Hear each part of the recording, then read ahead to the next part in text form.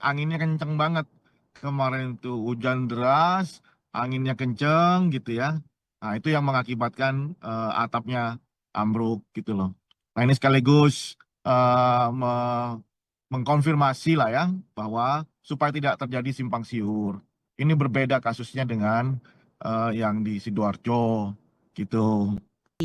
Kalau boleh tahu nih Mas, bagaimana kondisi para korban luka saat ini? Kebetulan beberapa jam yang lalu saya dari sana menjenguk, menghibur ya trauma healing lah. Karena ada dua orang yang harus operasi tadi harusnya jam 11 ya. Udah operasi dan ya mereka kondisi fisik dan mentalnya sudah much better lah. Ya baik-baik. Halo, Ini apakah ada update halo. terkait korban Mas Rio? Karena terakhir data yang kami terima kan kemarin 18 santriwati ya Mas Rio ya. Untuk hari ini bagaimana Mas Rio? Silakan. Ya udah yang apa namanya yang tersisa di rumah sakit karena harus operasi dua orang, selebihnya udah pulang.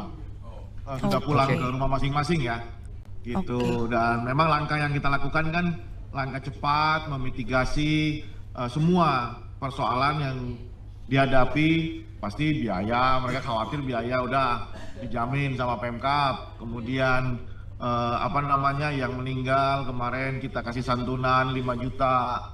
Terus kemudian untuk semuanya bahkan tadi mereka kita tempatkan di ruang VIP di rumah sakit umum Besuki ya, yang sisa dua orang yang harus dioperasi gitu. oke. Nah sementara langkah untuk pondok pesantrennya sendiri karena ini memang bencana alam, force major ya, beda case dengan yang di Sidoarjo ya sudah kita pakai dana BTT ya. Ada tuh di Pemkap itu kan dana BTT ya. Nah, kita kita bangun ulang atapnya karena atapnya ya yang ambruk. Oke, Juan baik. Vivin. Siap.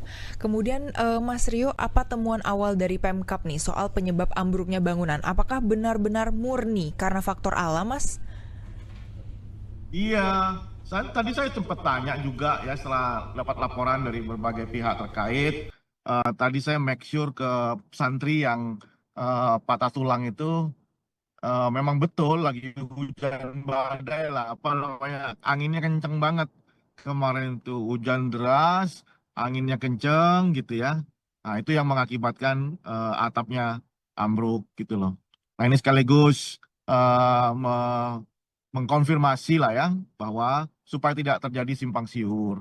Ini berbeda kasusnya dengan yang di Sidoarjo gitu, Juan. Oke baik, Mas Rio berarti kami juga ingin mengonfirmasi berarti yang rusak ini hanya atap ya Mas Rio. Untuk fondasi bangunan Atap, secara keseluruhan aman ya berarti Mas Rio ya. atap. Kita bantu paling cuma habis 20 juta, 25 juta kok itu. Atap aja, atap, Oke, baik. Kemudian atap. baik Mas, untuk penegasan kembali nih, ada isu soal bangunan yang retak. Berarti sebenarnya tidak ada sama sekali tanda-tanda kerusakan struktur sebelumnya ya Mas Rio? Itu disampaikan sama pengasuh ketika diwawancara sama salah satu stasiun TV. Memang beberapa sebulan lalu Situbondo itu kan dilanda gempa ya. Yang pertama gempa di mana? Di daerah Selat Bali. Kemudian beberapa minggu berikutnya gempa di Sapudi di Madura dan itu kan berdekatan tuh. Nah, katanya, cuman si santri tidak melaporkan. Ini versi wawancara. Tadi saya juga bertemu dengan pengasuh. Tidak melaporkan. Ya, gempa pasti mengakibatkan keretakan mungkin ya. Eh, dan kemudian ditambah angin, hujan deras kenceng gitu ya. Nah, itu yang mungkin mengakibatkan atapnya tuh ambruk. Sekali lagi atap ya, bukan temboknya ya. Nah, itu yang pengakuan dari pengasuh, pengakuan dari santri dan hasil analisis tim kita di lapangan. Ini murni kejadian alam. Demikian. Mas Rio juga berarti ingin mengonfirmasi juga Mas karena kan sempat ada pihak dari pesantren yang menyampaikan bahwa sebenarnya sempat ada suara-suara. Nah itu suara-suara itu apakah karena cuaca yang memang waktu itu memang cuaca yang cukup hujan dan berangin atau itu malah sebelum Mas sebenarnya sebelum kejadian. Silakan Mas Rio. Iya, jadi kan namanya angin sama kenceng, ya pasti bergerak kan, resonansi gerak aja, ya suara-suara itu, gitu loh, ya kan biasa itu bangunan tingkat 2 loh, ya bangunan tingkat 2, eh, kemudian atapnya ya tinggi begitu kan, kemudian ada gerakan dari angin, dari hujan, ya suara biasa aja, gitu. Tidak, ya tidak sama sekali karena eh, kualitas bangunan ya, karena buktinya memang tidak ada yang roboh temboknya. Nah ini juga tetapi kami Pemkab Situbondo karena kita ini banyak sekali pondok pesantrennya. Nah untuk memitigasi itu saya sudah perintahkan Kepala Dinas PU PP untuk mengumpulkan semua pengasuh pondok pesantren, kita mitigasi. Dengan cara apa? Kita ajari mereka, kita pastikan mereka tuh bangunannya itu kita sertifikasi nanti. SLF ya, sertifikasi supaya ke depan tidak terjadi ragam asumsi. Ya kan, ini tafsirnya yang tafsir-tafsir dari banyak pihak yang eh, memperkeruh kadang-kadang, tapi saya pasti ini karena kedaruratan karena alam ya, Vivin dan Juan. Iya. Oke. Mas Rio berarti izin kembali kami minta mohon penegasannya Mas Rio, ini berarti untuk sertifikasi ini seluruh pondok pesantren di Situbondo ya Mas Rio ya? Ya, nanti kita kabari teman-teman. Kompas.com ya. Semua pondok pesantren, 200 lebih pondok pesantren nanti kita akan undang. Tim kita nanti akan melakukan sertifikasi ke manakala terdidapati bangunan yang tidak sesuai dengan standar, ya tentu kita akan menyampaikan kalau ada keluasaan anggaran tentu kita akan bantu untuk memperbaiki. Gitu ya. Oke, baik. Kemudian selain dari kunjungan Mas Rio sendiri, dari Pemkab, apakah ada pendampingan ataupun dukungan psikologis tertentu untuk santriwati yang masih trauma akibat kejadian ini? Silakan, Mas. Pasti dong. Pasti ya. Dinas Sosial, BPBD semua terus sampai sekarang masih ada di sana.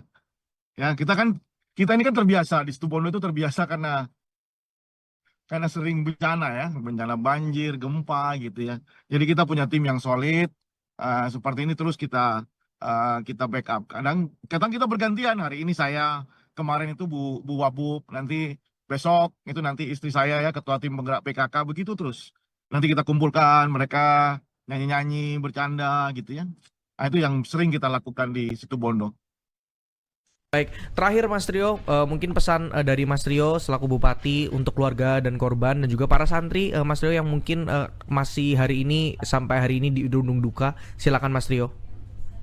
Ya, pesan saya kepada keluarga korban, terutama yang meninggal, saya kira ini bagian dari musibah ya, dan insya Allah korban semua udah ikhlas menerima ya, bagi santri-santri yang masih cedera, masih luka, masih sakit, semangat ya, jangan putus asa, dan ini bukan sama sekali membuat adik-adik menjadi kapok untuk mondok di pesantren, justru ini menumbuh kembangkan semangat untuk mondok. Karena anak saya sendiri juga mondok di pesantren gitu ya. Jadi memang kami ini dari keluarga dengan kultur yang sangat tradisional, religi. Jadi kami juga mohon doanya untuk seluruh warga Indonesia agar tidak memunculkan ragam perspektif, ya kan, stereotyping gitu terhadap kami-kami yang tinggal di kawasan Jawa Timur terutama. Ya, mohon doanya semuanya baik-baik saja. Mitigasi terus akan kita tempuh, kita lakukan untuk kebaikan pondok-pondok pesantren.